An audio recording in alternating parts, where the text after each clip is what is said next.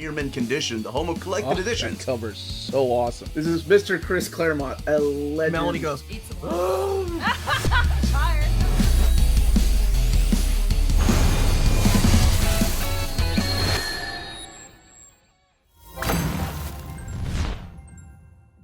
time to round them up, all you minties. This is the Uncanny Omar from Near Mint Condition, home of collected editions. And I'm back with the cowboy hat and that voice. But that voice is gone, because today I am going to be talking about my top 10 most wanted Marvel Compendiums. That's right. It's time that Marvel starts getting into this compendium game. So, join me.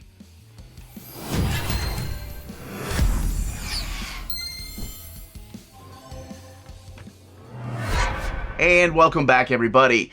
Before going any further, a big thank you to all our patrons for making videos like this possible. Could not be doing this without you all. And a small reminder to everyone watching, please don't forget to hit that like button. It goes a long way for us here on the channel. Small thing you can do, but it does mean the world to us. Today, I am kind of wrapping up these most wanted lists. This is the time of year where I go through all of my personal lists of the formats and the books I want in set formats. Today I'm going to be talking about compendiums. Compendiums have been around for a while now. As a matter of fact, some companies like IDW or Image have been doing compendiums for years, specifically people like Skybound and Top Cow.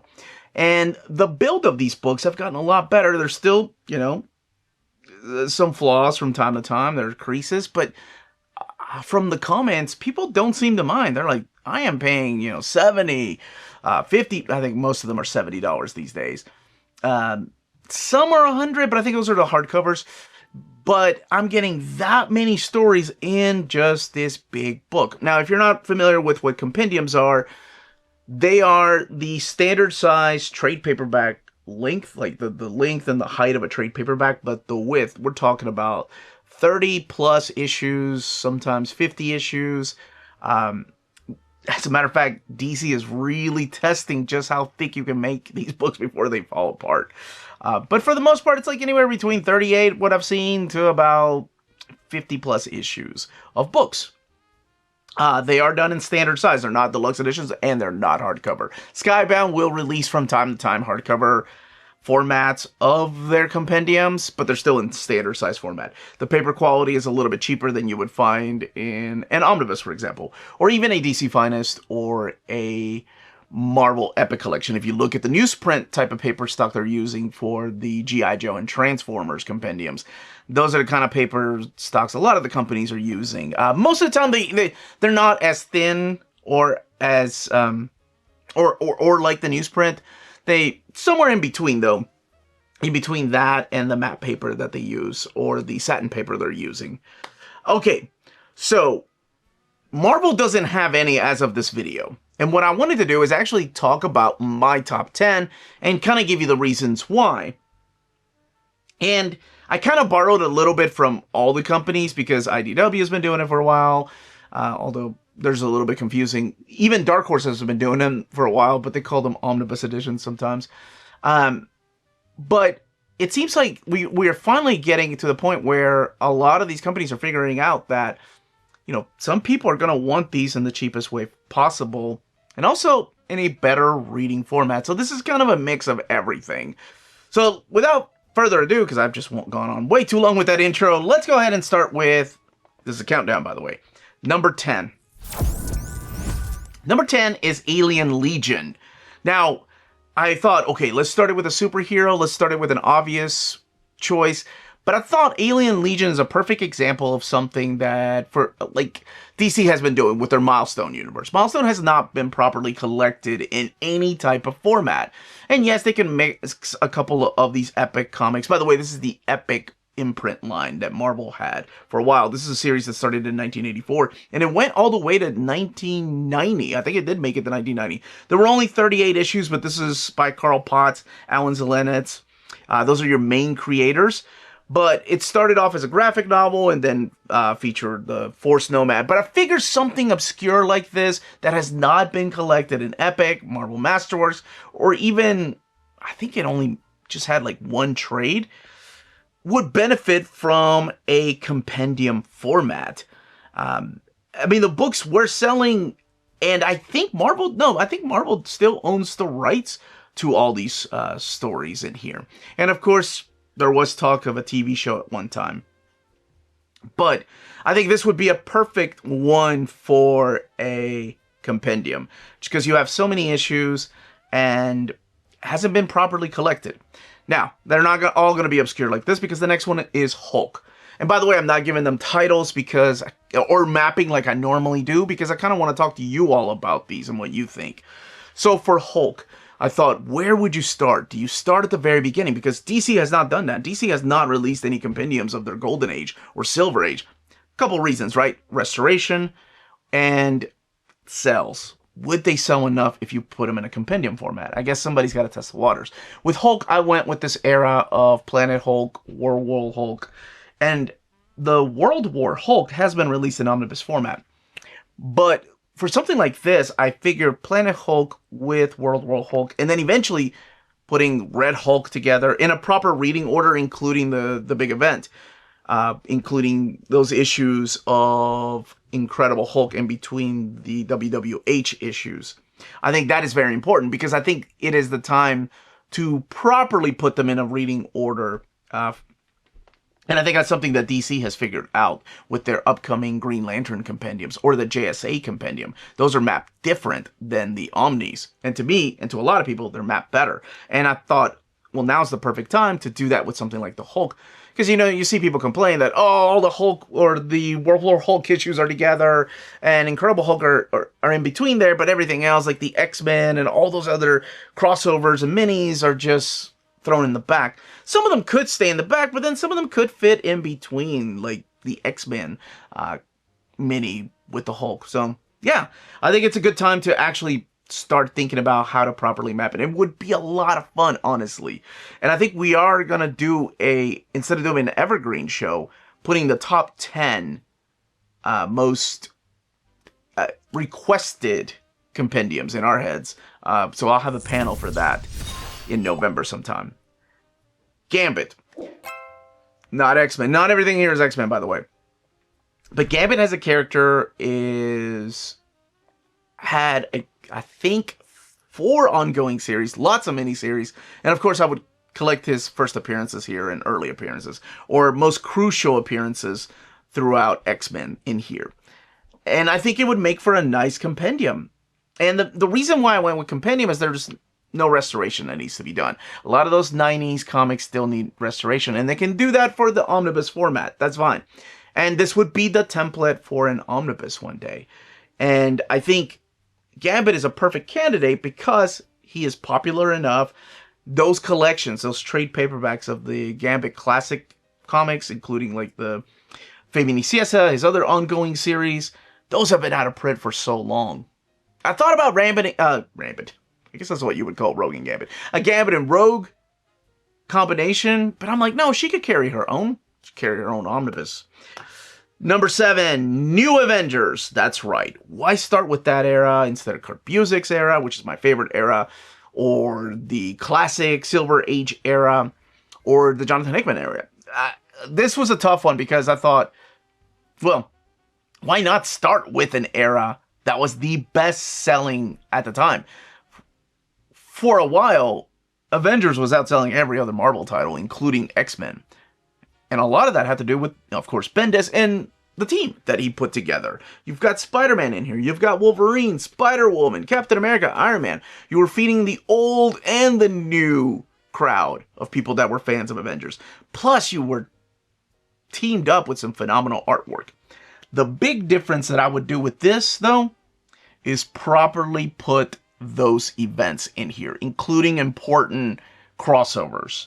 So, crossovers with other titles. So I would put everything underneath this title. So we would go on from New Avengers to Mighty Avengers, Dark Avengers. All of it would be under this umbrella. And I would put House of M in there, Civil War in there, Secret Invasion in there. Civil War would be a little tougher to map, but it would be fun. It really would be a task, but it would be fun to try to figure out where those issues of New Avengers would fit in. And that way you're not missing everything. That way you're getting everything in just one place instead of like a big event omnibus or a big event compendium, rather. And I think a New Avengers Compendium could do that because we already have the Omnis. Beautiful, oversized artwork. But it is missing the events that people want. Some of those aren't necessary. Don't get me wrong. You don't need to read Civil War or House of M to enjoy those. But I feel like something like, by the time you get to Secret Invasion, where it does cross over with Mighty Avengers and New Avengers, you kind of needed that event in there. Number 6 is another one that is my personal want, and that is Justice. Not to be confused with Vance Astrovic, but the Justice New Universe title. This is another one that's obscure, that hasn't properly been collected. I think we've had a number of issues, maybe a couple of trade paperbacks. This one went on for only 32 issues. But I would also add in any appearances throughout the Marvel Universe. Because if you remember, in Spider-Man 2099, the character does show up. And of course, it helps that this was mostly written by Peter David. Lee Weeks, I think, did a lot of the artwork through here. This is another one that started under a different imprint. It was the Marvel's New Universe imprint, but long forgotten, and we haven't done anything. As a matter of fact, with something like New Universe, it would be kind of fun to do what DC did with the Milestone Universe, but some of these stories aren't really connected, right? Like, what was it? Kickers and Night Mask, Cyforce. I mean, those were all candidates, by the way. You could put Cyforce with Justice. I thought about that, or DP7. Yeah. I mean, we could do that, but then how would you break up the storylines? Would you put all 32 issues in there? Or would you put all 32 issues mixed in with the 32 issues of DP7? Something like that is what I'm thinking. But anyway, Justice, definitely. Number 5, Fantastic Four. This, by far, was my toughest choice. If I was in charge of Marvel and somebody said, we need a Fantastic Four compendium. Because right before I started recording, my thoughts were there's nothing wrong with the Silver Age. It is a great jumping on point. Stories really pick up big by the time you get to the coming of Galactus. But then I went with my gut and decided, maybe a better seller and a better hook for people to start getting other Fantastic Four stuff would be the Mark Waid and Mike Wieringo era. So I changed it to that. So I went with the Imaginauts era. Like I said, I'm not naming these and I'm not mapping them. I don't know why I keep pointing. This is where I usually put my maps. That's why. But I wouldn't miss anything. All the annuals, anything they didn't write, any appearances by the Fantastic Four. That's the kind of stuff that compendiums can do right. I think, to me, this is one of the biggest hooks for Fantastic Four. Everything is in this book that you need to know about the Fantastic Four, each of the individual characters, and there's so much growth for characters like Johnny Storm, like Reed Richards. Like, he makes Reed Richards such a great, likable character. And I know there are fans of Reed, of course, but there are a lot of people that when they choose the Fantastic Four and their favorite character, it's never really Mr. Fantastic. But Mark Waid just writes on this elevated level that just makes you believe that all this science that makes no sense actually could make sense. But yes, I think this is one that would benefit from something semi-modern, right? It's not too modern. I mean, when you think about it, it's 20 years ago. But still, it was really difficult because I really, really wanted that classic stuff. And I was like, well, maybe Marvel should test the waters. And I still think they should. I definitely think they should. And they probably will. I think Fantastic Four might be the one that says, okay, we're going to start with the Silver Age and see how well the Silver Age compendiums sell compared to something modern. Because I do have more modern stuff in here. All right, number 4. And it's not because I like it better than the Fantastic Four or anything like that, but it's just because it's another one of those forgotten series from the 90s, hasn't been collected in anything outside of like a couple of event omnis, and that is Sleepwalker.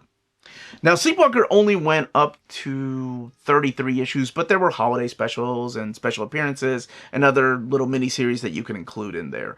And that's kind of what I want in this book. It was a character from the 90s and has not been properly collected. Bob Budiansky and Brett Blevins, like two big forces creating this character, and has appeared from time to time in modern comics too. But I would include everything in some of the crossover appearances. I think he showed up in like Web of Spider-Man and things like that.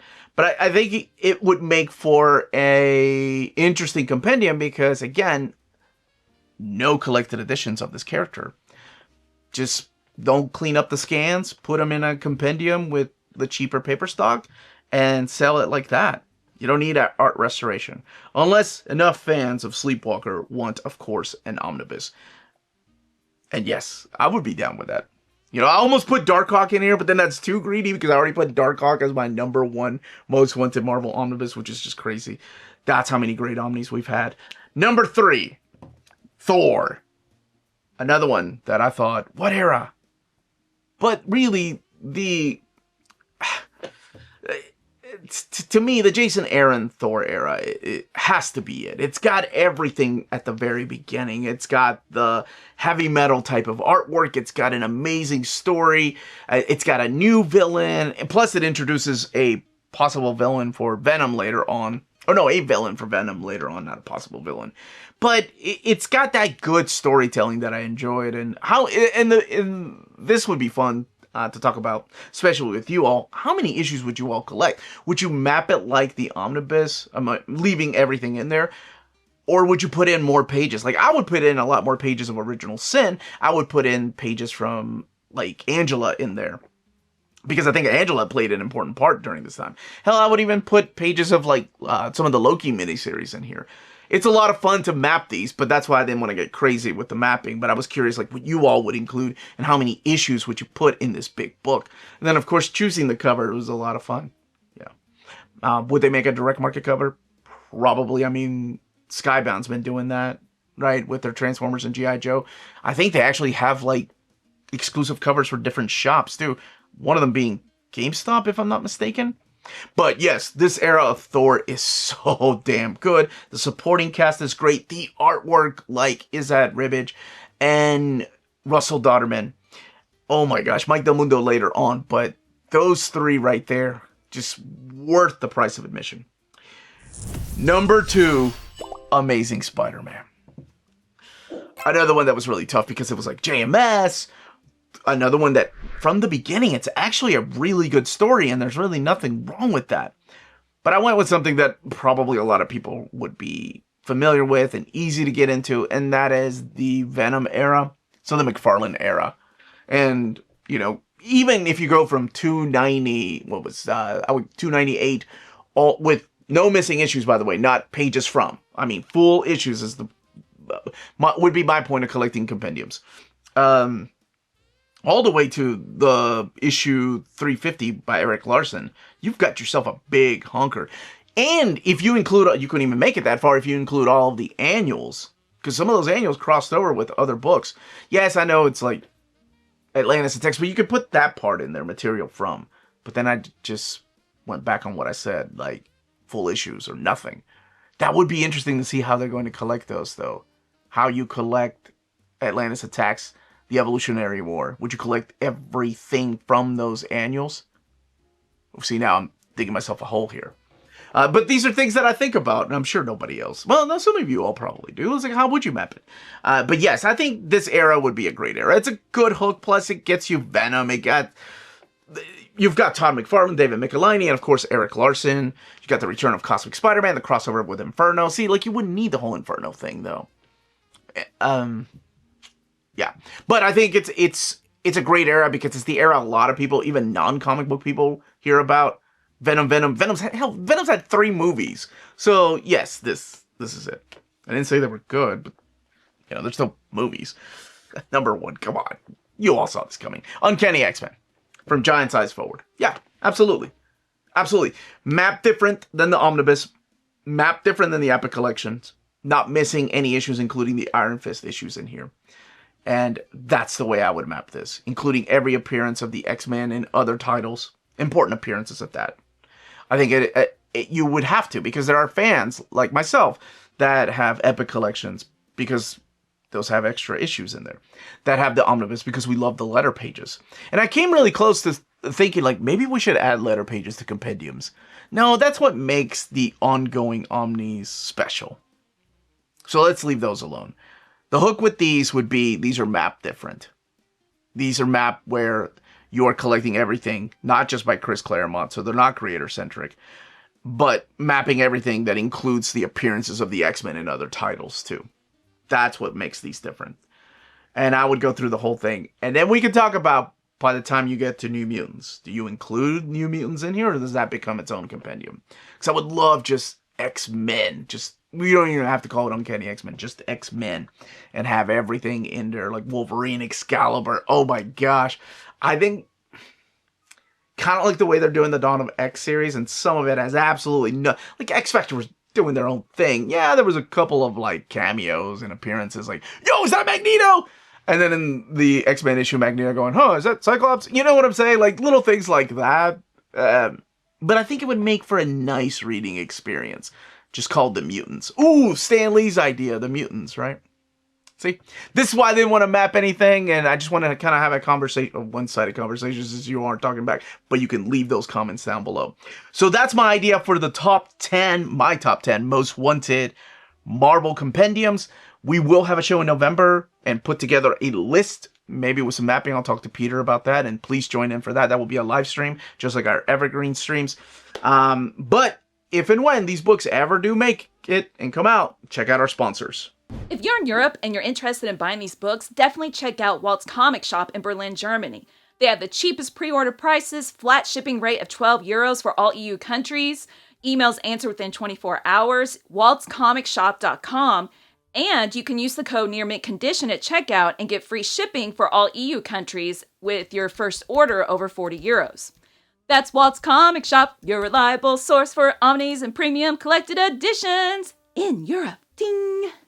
cheapgraphicnovels.com, your online home for graphic novels and collected editions up to 50% off cover price. They have excellent shipping and prompt and helpful service. Check out their bargain deals for up to 90% off cover price. And don't forget, the CGN also takes pre-orders. That way you don't miss out on the hottest releases. And they are currently running a special promotion for you Minties. If you're a first-time customer, after receiving your order confirmation email, reply back to that email and let them know Near Mint Condition sent you their way. They will then apply a free shipping promotional credit to your next order in the US. Cheap Graphic Novels, your source for the hottest books with the kind of deep discount, quality shipping, and customer service that will keep you coming back for more. Thank you again for watching, and thank you for continuing to comment and giving me ideas of what top 10 I should do. I've got one more that will come out next week, and that is my most wanted Image Omnis. We've seen some, but I think it's time that they really give us a ton more, because there's so much out there and so many great series. That will be coming out next Wednesday, and then I think that's it, and then we get into spooky season, right? Like, we got to talk about my hidden gems. I got to get back to the reading orders. But I just want to thank you all so much for being a wonderful part of this community, for commenting, whether you like the things on my list or disagree, and or you come in with your own. I love a difference of opinion and bringing up some really good points that make me think, huh, that would be a better way of doing it. So thank you all. Have a wonderful day. Stay healthy and safe out there. Much love.